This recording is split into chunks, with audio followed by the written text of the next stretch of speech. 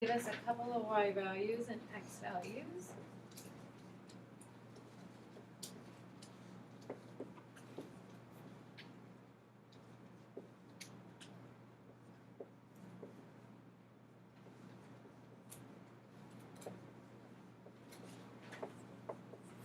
All right, so anybody remember what a direct variation in the equation is supposed to be?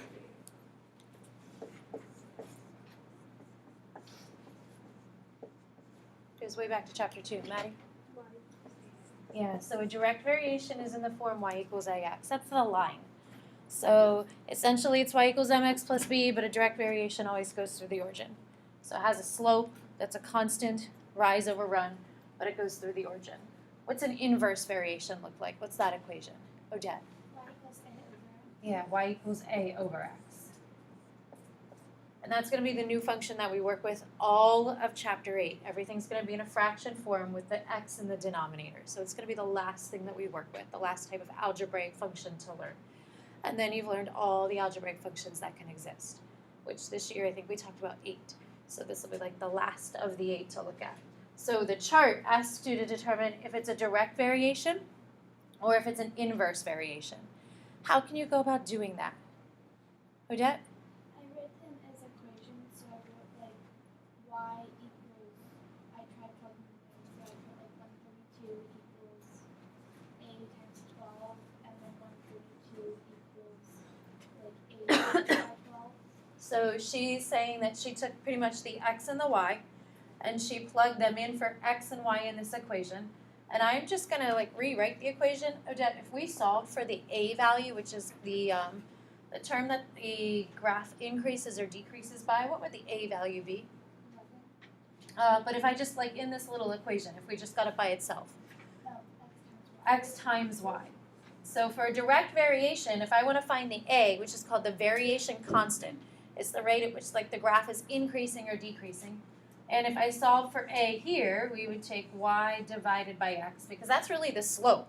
So this guy here is the slope because it's a line. This is still what the graph is increasing or decreasing by.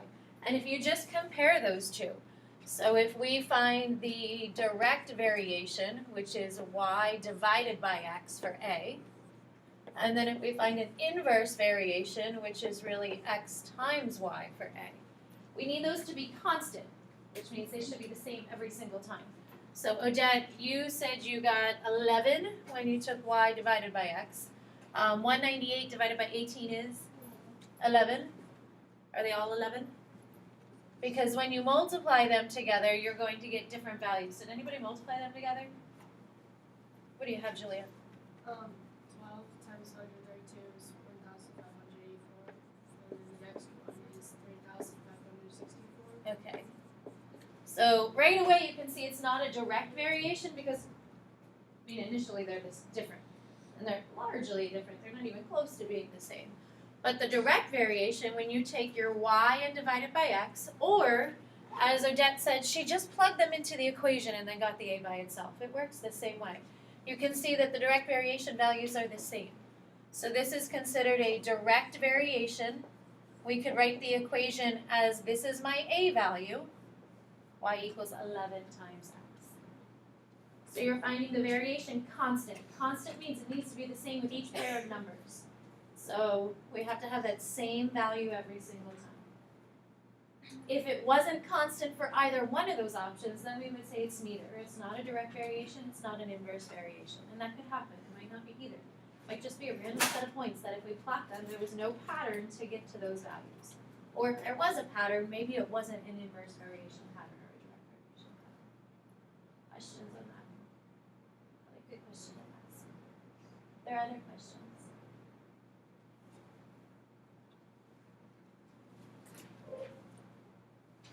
So, as I said, we're going to graph today. If you look on the assignment sheet, every day there's graphing.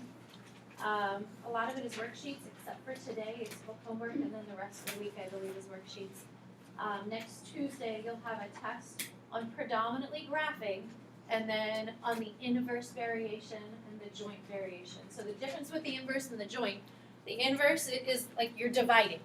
That makes it an inverse operation. The joint variation is multiplying 3 different variables together. So the first variable a is considered your constant, but then it's taking like x times y times c.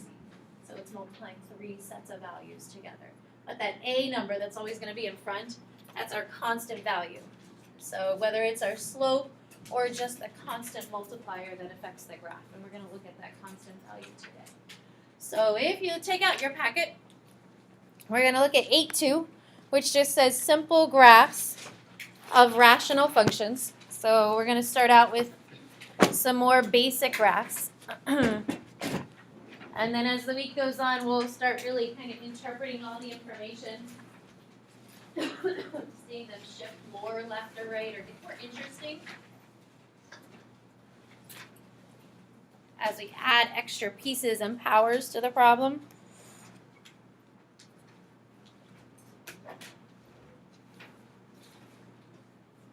So a rational function is a fractional equation, and it actually is two functions combined together into a fraction. So I have p of x over q of x.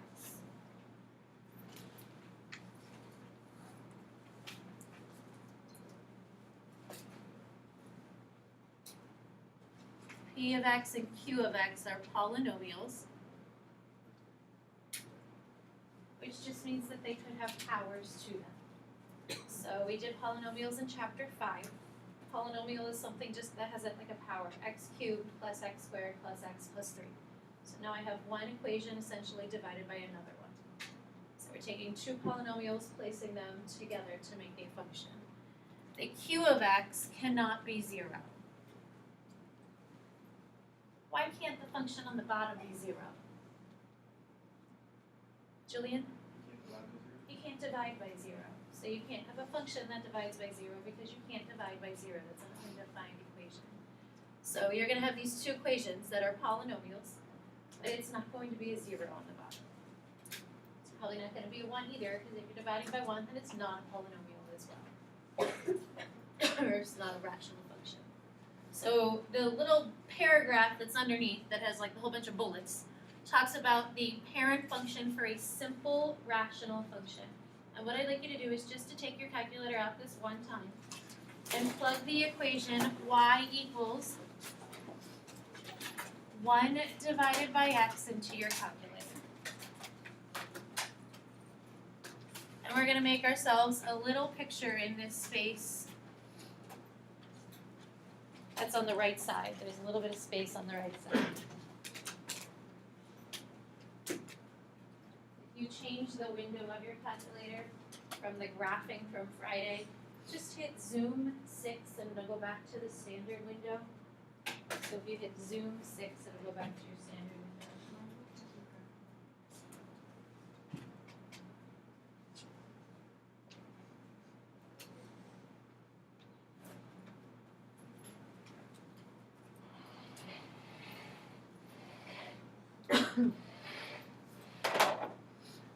So you should see a graph that skims along the x-axis and then has like a little bit of curve skimming along the x and the y-axis.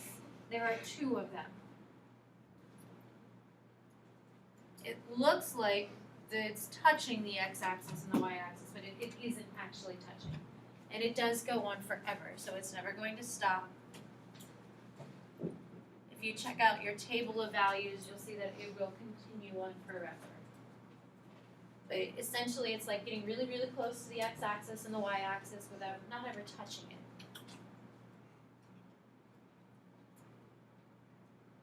So the functions that we graph today and tomorrow are going to have this shape. Every single one of them will look something like this. If it looks different, then you didn't graph it correctly. So they should all have two pieces to them, and they should have like these curves. So it says the parent function is called a hyperbola. So we've looked at an absolute value function, which was a v. We did a quadratic, which was a parabola. We did a polynomial, which was just a curve, some type of curve that might have had a couple of humps. Sometimes it looked like a W. Sometimes it had like a valley and a mountain to it. The radical graphs were the hook graphs, the hooked to the right, or it was like an elongated S that kind of like curved. And then in the last one, we just looked at the exponential graphs and the logarithmic graphs, and those increased or decreased, but they also kind of like leveled off at a certain spot. So this is called a hyperbola. And it says it has two symmetrical parts. Symmetry means they're the same. And those symmetrical parts are called branches.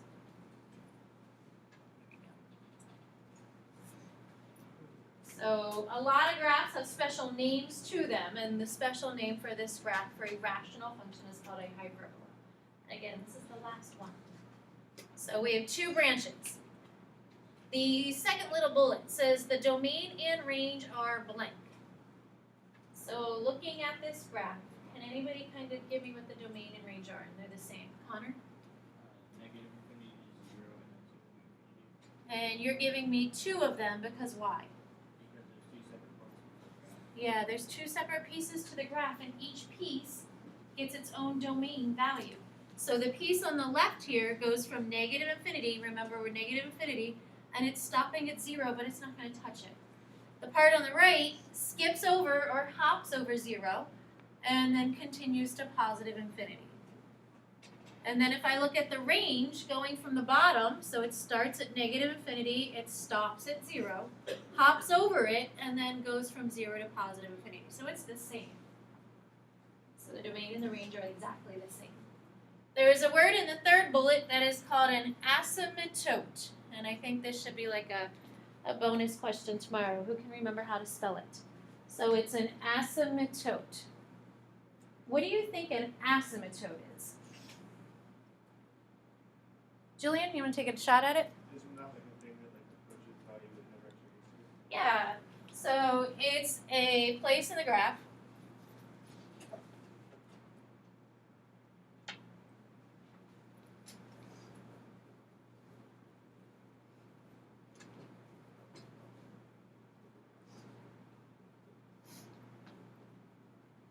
that the function will approach but never touch.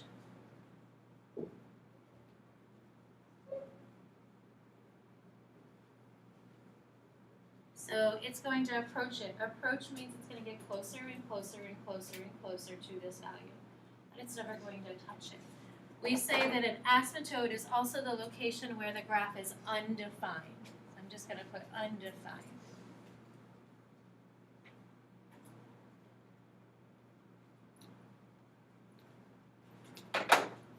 So it's this location in the graph, it's going to be a line, and we're going to have two lines, two asymptotes, where the graph is going to get really close to this, the function is going to get really, really close to it, approach it, but it's never going to touch it.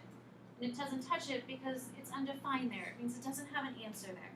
So we actually had asymptotes in both our log and exponential graphs because it always was a place where it didn't touch. It got really close to it, but it never touched it. In this case, there are two.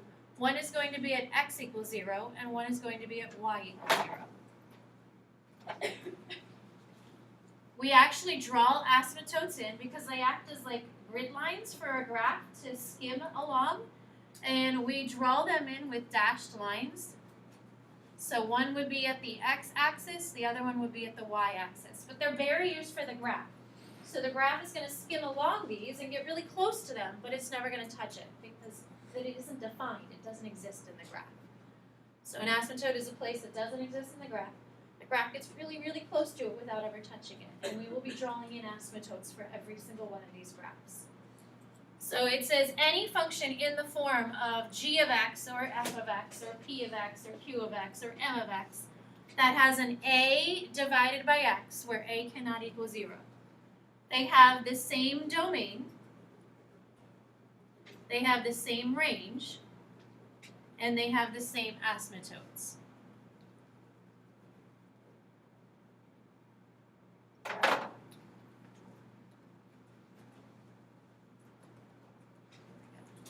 So any equation that we look at, 6 divided by x, 3 divided by x, negative 7 divided by x, they're going to have the same domain, the same range, and the same asymptotes. So we're going to see if we can graph a couple of them.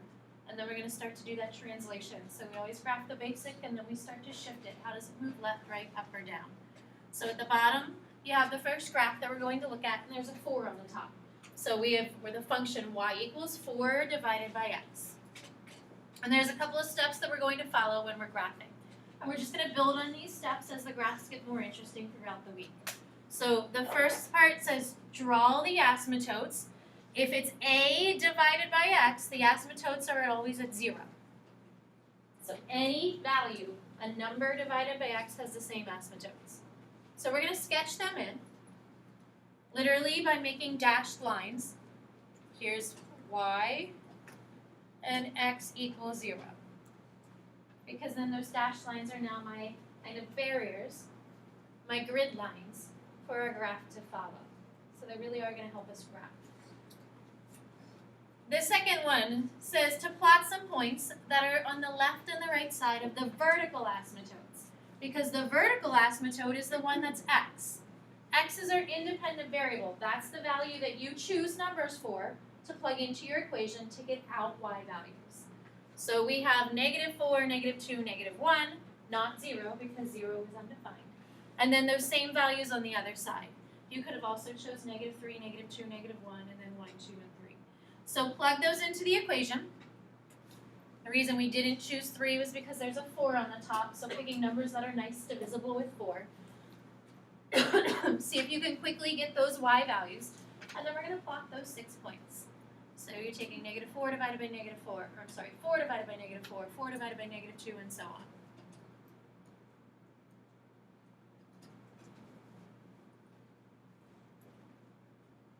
So the y values would be -1, -2,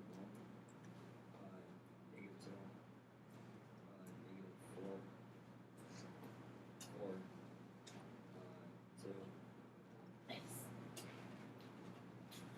So it's just plugging them into that equation. You're taking 4 divided by whatever x you're plugging in. So now we're going to plot these points.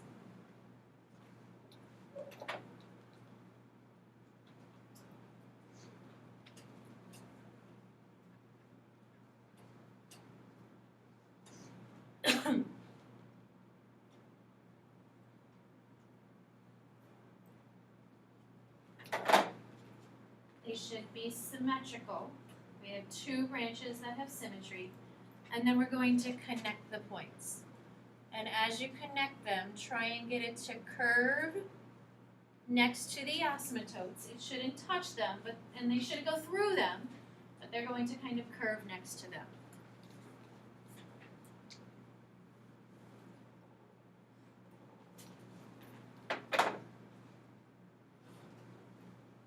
So in the little box it says the graph of y equals 4 over x is a vertical stretch by a factor of 4. So that 4 is making it stretch further vertically, right up here, the 4 down here in the -4, based off of the typical graph, which would have just been a 1. So it's now pulled the graph vertically up to 4 instead of it being at 1. Questions? Okay, there's another one on the other side, just to get you to graph the second one before we start to shift it.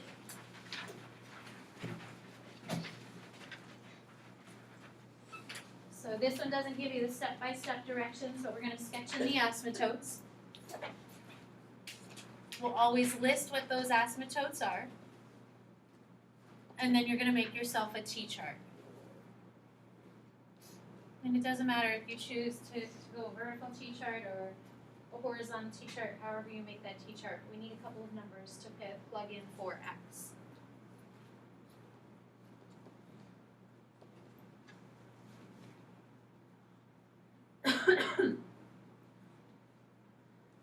So because there's a 3 on the top, maybe you want to pick like a -6, a -3, a -1, and then those same positive values.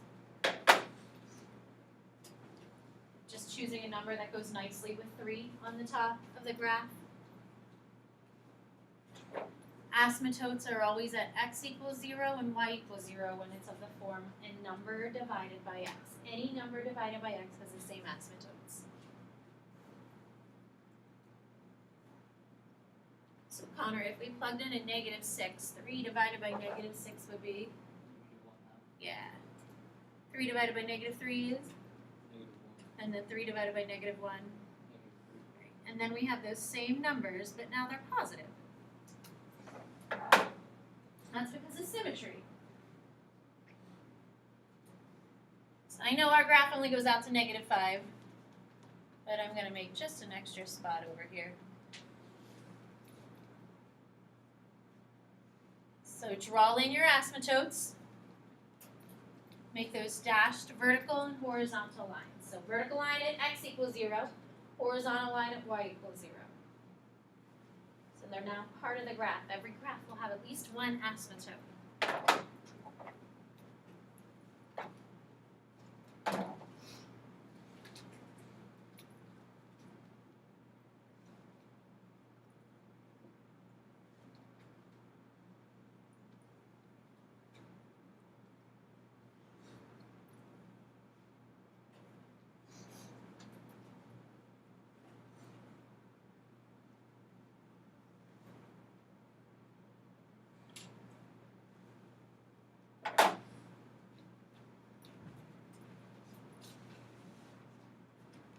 Does anyone have questions with graphing a basic function for a rational equation? So Maggie, what would the domain and the range be in this graph? -infinity to 0 and 0 to infinity. So every basic function of the form a number divided by x. So that's that inverse variation form. The domain and range will be -infinity to 0 and 0 to infinity. The asymptotes will be x equals 0 and y equals 0. Questions?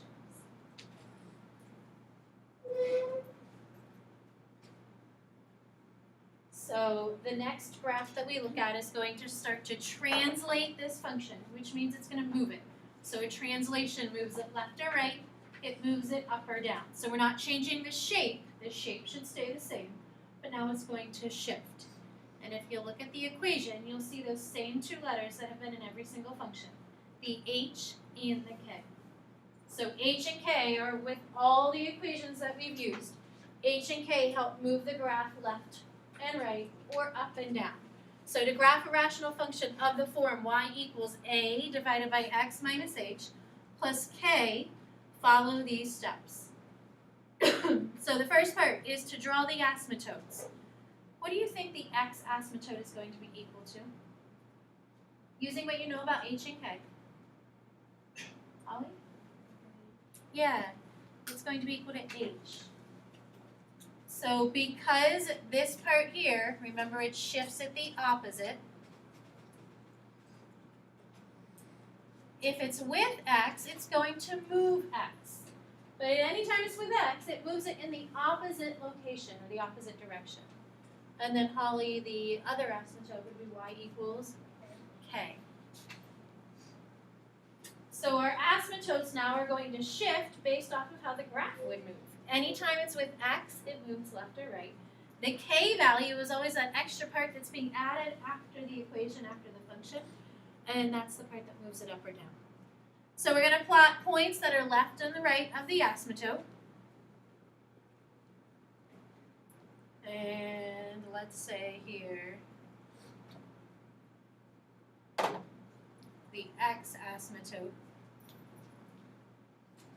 So we're going to choose values for x. We're going to pick values that are left and right of the x asymptote. And then the last step, we'll draw those two branches. And those branches create our hyperbola. So that they pass through the points that we plotted and that they approach the asymptotes. So if you look at the equation given below, we have y equals -6 divided by x plus 3. And then there's a plus 2. And it does say to state the domain and the range. So the first thing, let's draw the asymptote. So by looking at the equation, where would our vertical asymptote? So this is called a vertical asymptote when it's an x equals form. This one's our vertical one. Where would the vertical asymptote be? Say it again. -3. So our vertical asymptote, the one that says x, is going to go at -3 because it's the opposite of the +3. So it's really shifting to the left. And then Emma, the horizontal asymptote, which is in our y form, would be at y equals 2. So here's k, here's h. This is really x minus a -3 because it's supposed to be x minus h. That's why it's a negative value. So now we're going to plot points. Again, it's choosing points that work nicely with the 6 on the top. So we have x values of -9, -6, -4, -2, 0, and 3. So I'm going to put in these asymptotes first. Notice it's counting by 2. So x equals -3. It's going to be in the middle. It's counting by 2 because we have that value of -9. And then the other one is at +2 going left and right. So once you have your asymptotes, that will help you pick your x and your y values. Because from this vertical asymptote, we want 3 points that are left and 3 points that are to the right of it. So we have a -9, taking -6, -9 plus 3, and then after you get that number, you're adding 2 to it. That's what you're really doing with the value that you're choosing. So that's really -6 divided by -6 plus 2.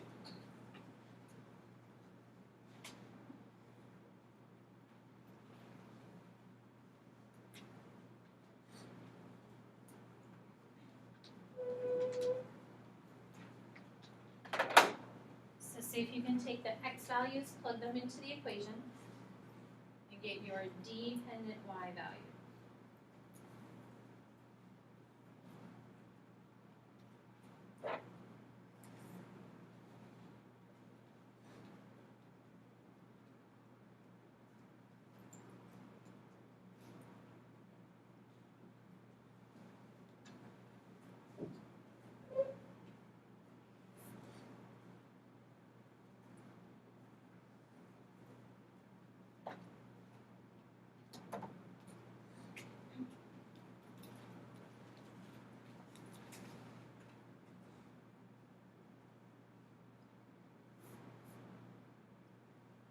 Kushal, what'd you get for your y's? 3, 4, 8,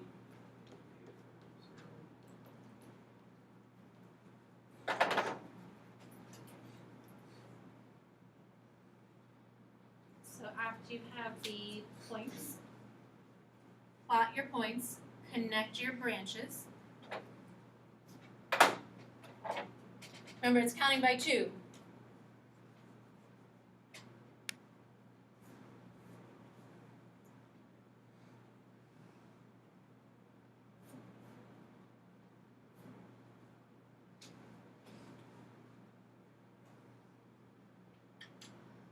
And as you're connecting those points, your curve, or hyperbola, the branch, should get closer and closer to your asymptote.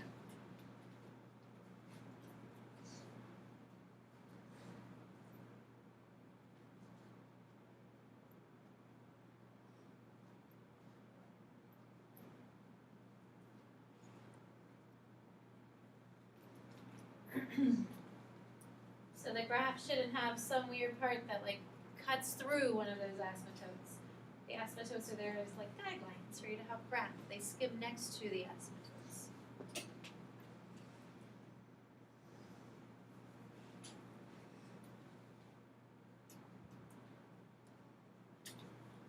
The very last part of it underneath, after you draw the branches, wants you to get the domain and the range now that you have the picture drawn. So looking at the domain going from left to right. Anybody want to take a shot at the domains? Jillian, you want to take a shot? Is it negative infinity, -3,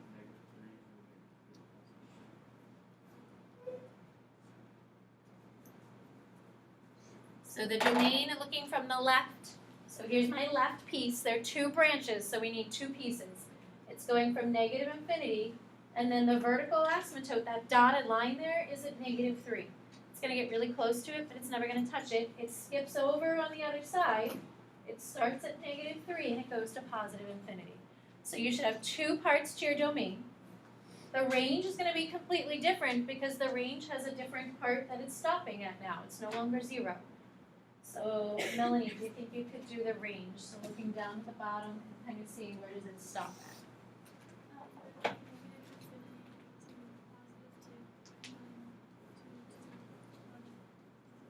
Nice job. So -infinity to +2. It skips over +2 and this branch starts right above +2 and goes to positive infinity. Questions? So the domain should have the h value in it. The range should have the k value in it. Domain is going to contain h. The range is going to contain the k value. So there's one other type of graph that we're going to look at. Same picture, it just the equation looks a little different. So the basic equation was just a divided by x. This equation here had the h and the k that shifted the graph left or right. So the graph is now shifting left and it's shifting up. There's one final way that we're going to look at graphs. And that has, again, a different form.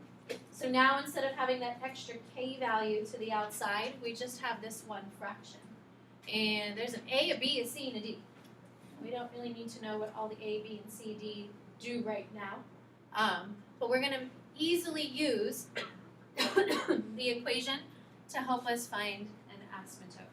So we're going to set the denominator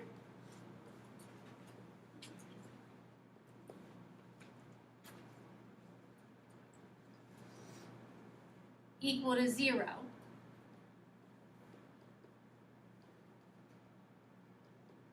To find our x equals asymptote.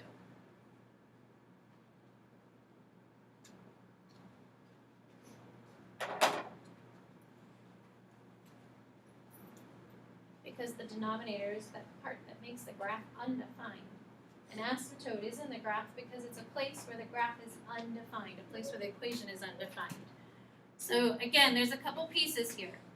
The first part says draw the asymptotes. Solve x minus 1 equals 0. So we're going to take this denominator and set it equal to 0.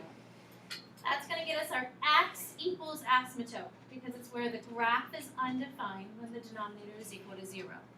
So if we solve x minus 1 equals 0, that means x is equal to 1.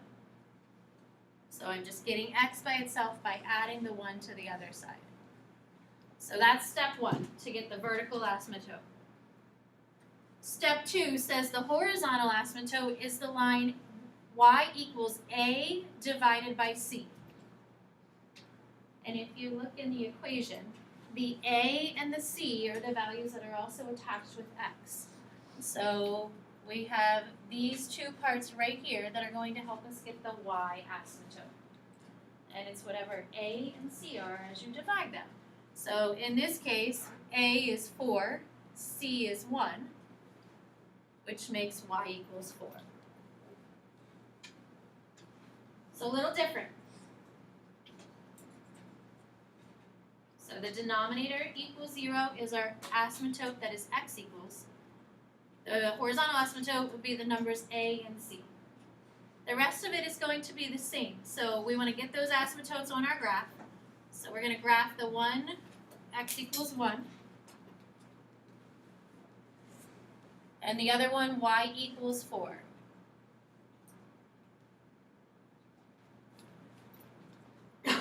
Always graph those asymptotes first, because you're going to have to choose your own x's tonight. So the x values that are chosen are always to the left and the right of the asymptotes, and now we only have 4. So you have to at least have 2 points to the left, 2 points to the right. Sometimes having 3 works a little better. But here we have a -1 and a 0, and a 2 and a 3. You're going to pick those numbers, plug them in, and then get the corresponding y values. And I want to give them because we're almost out of time.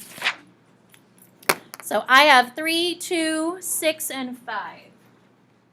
So 3, 2, 6, 5. But you're taking that equation, you're plugging in -1, the original equation, you're plugging in -1 into the numerator, -1 into the denominator, and then dividing. So we have a -1 and a 3. At 0, it's up at 2. At 2, we're at 6. And then at 3, we're at 5. So it's just 2 points, which is kind of hard to go off of. But when you're graphing them, the key thing is to skim it along the asymptote. Ooh. There's like a funky part of my board right there. Connect your points and then continue to skim towards the asymptotes.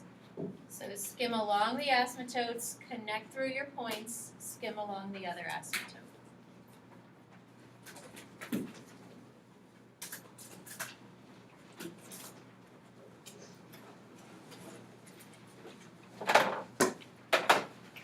The domain always goes along with the asymptote that's going up and down. The range goes along with the asymptote that's going left and right. Question. We're going to practice more of these graphs. We're going to look at a little word problem as well. 17 and 19. It's all graphing tonight. So a volunteer to do 17 and somebody else to do number 19. Have to do 2 before the end of the year. We got 12 weeks left. Joel and Mackenzie Mallory. So Mackenzie 19, Joel 17.